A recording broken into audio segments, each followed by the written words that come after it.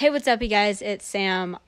Yeah, when I was trying to import my footage, turns out my Wi-Fi had poor connection and it corrupted my intro. So, yeah, I'm sorry about not having an intro for this video, guys, but I thought I would tune in really quick and I hope you guys enjoy the rest of the video. So, like this guy. Literally, I went to Best Buy, and I'll start off the video like this. I went to Best Buy. I have heard some good things, and I've heard some not so good things about Rode mics. I've heard that they don't last. So we're gonna put this on and see if you can tell the difference a little bit. There's not a lot of noise really going on right now because I'm just in my bedroom, so there's not a lot of noise to cancel out. So y'all give me a second while we just put this on here. And when you do stuff like this, like, I have to be very careful because sometimes your mic isn't plugged in all the way, you have no audio. So you can be filming for hours and not have any audio. That's what I use typically. And what I'm filming on right now, just so I don't have to take it off the mount, I'll use my phone just to show you guys what it looks like. I use a EOS Rebel SL2. This is the model right here, and it always will. And I went with a smaller camera just because I have small hands, so like when I'm walking around vlogging, like in public, I like to use this camera better because the quality is so much better. Also, the fact that the audio is so much better, because before I even bought this camera, I used to film on a little hand camera, which is this little guy right here. It is I can't ever remember because it's a lot of numbers, and it's a lot of numbers and letters. It's a PowerShot SX730HS. I used to film on this, but then the audio and stuff, when I look back on it, I couldn't enhance the audio, and I know that my quality could have been so much better. Watch when I switch from this camera to this camera. 1, 2. See, like right now, like I'm filming side by side, and for the Canon EOS Rebel SL2, I'm a lot brighter and more vibrant. Whether on the little handheld camera, I look kind of yellow and I can't autofocus. I mean, I can zoom. The zoom shot's really slow, and also it's just, I don't know, I wanted to upgrade my quality in my videos, and also when I'm editing, the audio is not going to sound the best compared to this camera. So I usually film on the Canon EOS Rebel SL2 because it's just, the quality is a lot better, the audio is a lot better, even without the mic. This guy, I don't need a mic, but also I feel like it cancels out noises that are going on. So if I'm at a party or a get together or even like out in public, you can hear me rather than you can hear somebody that's talking behind me or next to me. And because before, my older videos, I used to film on this camera, and this camera was okay. I recommend if anyone wants to start any kind of like videography or doing YouTube or anything, this is definitely like a good starter camera to use. It's definitely not, there are cameras out there that are actually way worse to use than this one. Honestly, I think I've had this camera and filmed with it maybe like, yeah, it was the Friendsmas video. The Friendsmas Gone Wrong video is literally when I started to use my newer Canon camera. I know I had it featured for like 0.2 seconds in my Where Am I Now video when I went to Myrtle Beach, but that was like for 2 seconds and I was just excited to use it.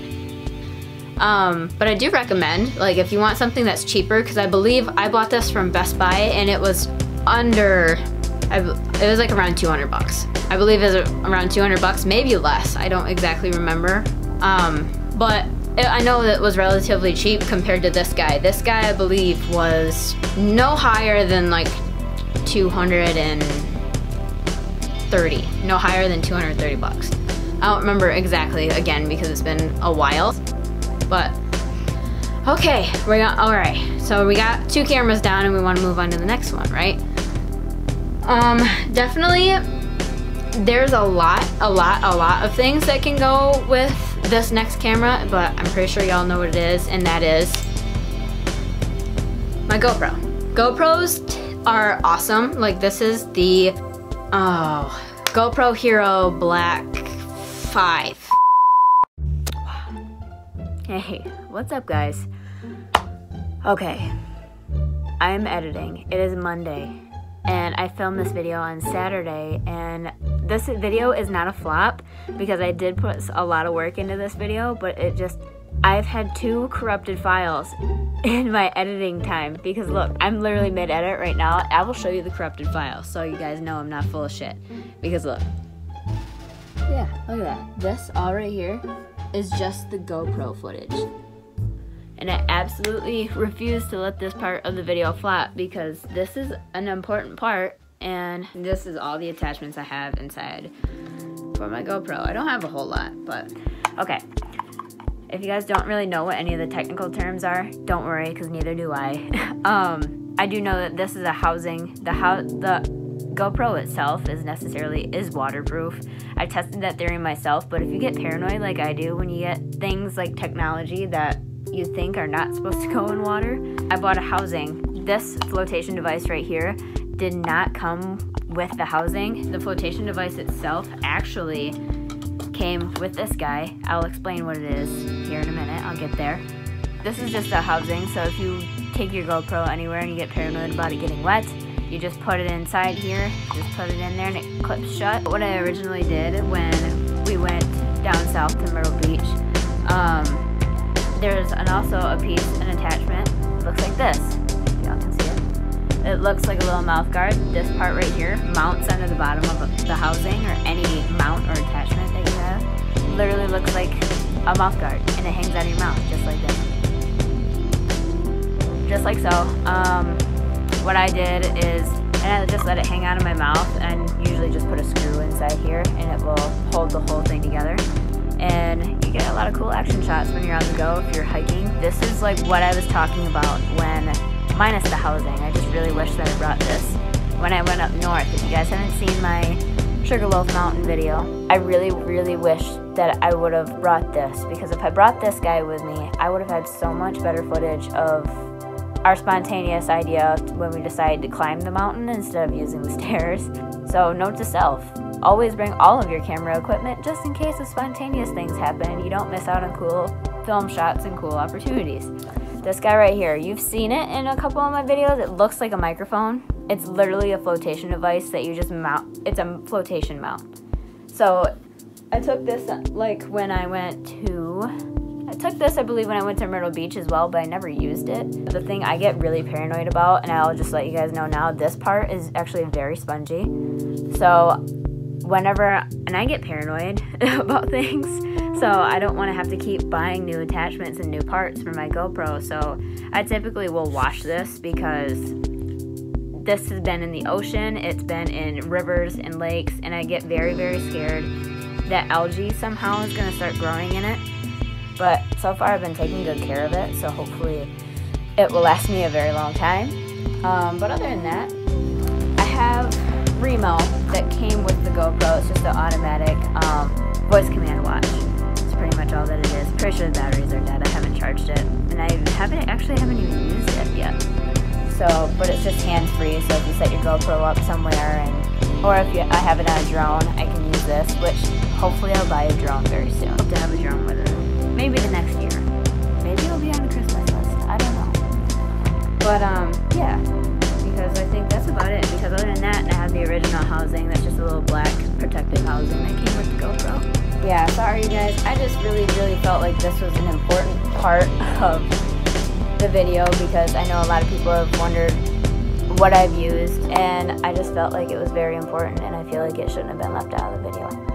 But yeah, so let's just get back to the video and let's get into some of the editing information that I promised to tell some of y'all about.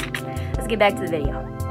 A lot of people have asked me, what do you edit on? What program or software do you use? Okay, start with the basics. Apple changes their devices a lot every time they release a new product.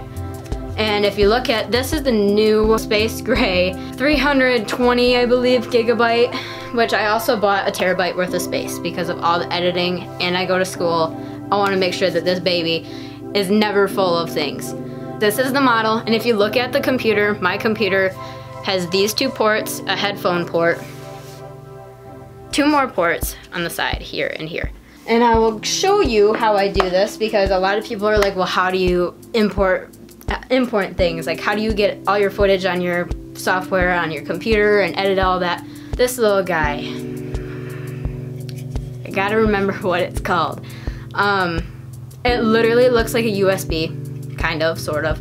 It has a bunch of outlets. Here, I got a microchip in my hand here, but it has like a USB port, like a charger port even. It has all sorts of ports, like this side. top one is where I put my GoPro SD card, and the bottom one is the SD card that I use for my cameras, my film cameras. And this little part right here is the part that plugs into my laptop. I just take the SD card like so. I just took this out of the little vlog camera, so just so you guys had a reference. But this one, this model, it doesn't have the SD card that doesn't go inside all the way. The GoPro SD card does. The GoPro one sticks out like a tiny, tiny bit, but usually how it would go, I would plug this into the side of my laptop. Just like this, hangs right off the side. We don't need this plugged in, but I just wanted to show you guys for reference if anyone was wondering like how, so I just thought I would show the whole process on how I do all this stuff. Okay, so if y'all want to see that, this is the Final Cut Pro. This is the app itself. Just a warning, you guys have to have iMovie. iMovie, if y'all remember, you went to school with me and you had a computer editing class. In Saranac in high school, we used to do this class where we would have a school news report that we would edit videos and all this stuff. And I really love this class because I love doing all the editing segments and stuff like that, which is why I do this YouTube stuff, because I think it's fun and I like the editing process. And pretty much what you do, you have iMovie on here. This is a little hack that I learned the hard way, because when I had my old computer, I had Final Cut Pro downloaded, but I had iMovie, and I'm like, well, I don't use iMovie because it was a free version, because they're both made by Apple. Both of these softwares are made by Apple, but you need both of them to have all the sound effects that come with Final Cut Pro, because they're kind of synced together all in one. But when I deleted iMovie, when I thought I didn't need it, like literally half of my sound effects were gone. So yeah, just a side note, if you guys do start doing this and you delete iMovie and you wonder where half of your shit went, it all disappeared because somehow, and it doesn't say that you have to have both apps to have it work functionally. That's just how it works. And I just thought I'd let y'all know. We're gonna open up Final Cut Pro just so y'all can check it out. That's what the app looks like. And by the way, this app is not cheap. I spent, it was $299. I'm not joking. $299. But I personally say that it's totally worth it. I have never had a problem with any of this editing software, and plus I'm still learning stuff. I'm not a professional. So there's so many other things that I can learn and make my videos better, but you can literally do anything with this editing software, literally anything. But back to this is my last project. This is the Sugarloaf Mountain video that you guys have probably watched, and if you haven't seen it already, you really should go watch it. But yeah, so if you go into here, your music, but this is like all your sound effects, like sound effects. This is just a category. So you want all of them. This is all the different kinds of categories, and they're all different. So like this is the Final Cut Pro, like I said, from here down, these are all the ones that were only available after I deleted iMovie. So all the rest of these were gone. So you're gonna need both of these apps. But like I said before, you can literally do anything. Like this is like all your filters, your sound effects, and all these other stuff. Distortion, all this other stuff. And I'm not gonna show you like how to do all these things because let's face it, like I said, I'm not a professional. But I'm also gonna show you guys this really quick. This is going from like the editing process. Like I said, you're gonna go into this little arrow right here, if y'all can see it, import media. So if that little USB and my SD card was plugged into the side of my computer still, my footage right here that I would have would pop up right all through here. And they'd all be little clips and sections. And you can play it and review it and look at it however you want. And hi, y'all can see me. I know you can't really see like the computer very well. Your footage would pop up here, you would click it, and there would be an import button right here. The stop import will turn into just an import button. And just the import button, you would click it and it would just download, and it would bring you back to this home screen while it's importing. And you would always have to go back and forth to make sure that all your footage is on there however you want. But this is what the home page would usually look like. And your projects show up as individual projects here, here, and here. But I only have one project on the computer right now, so which I'm going to delete because it's all already on YouTube, so I don't really need it on the computer. But anyways, but I thought I would show you guys that, even though it's just like a quick little spiel, I guess, on how to download and import footage.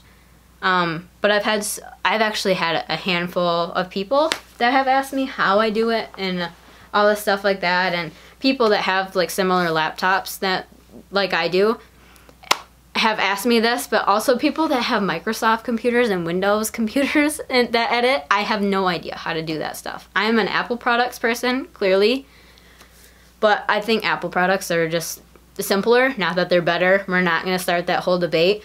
I just personally like Apple products because they're easier for me to use, and that's what I learned how to do all this stuff on, was a Mac, Apple products. It's pretty self-explanatory. I hope this actually is informational, a little educational, but I hope you guys liked the video, and if you liked it, do me a favor and give it a big old thumbs up. And don't forget to hit the subscribe button that's down below.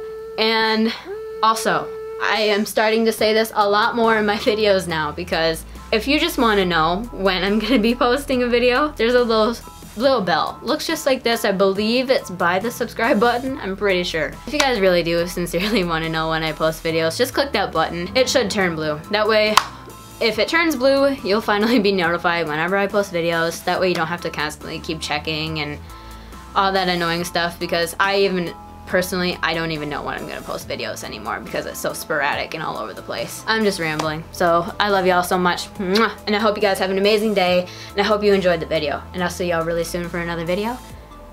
And have a great day. I love you guys.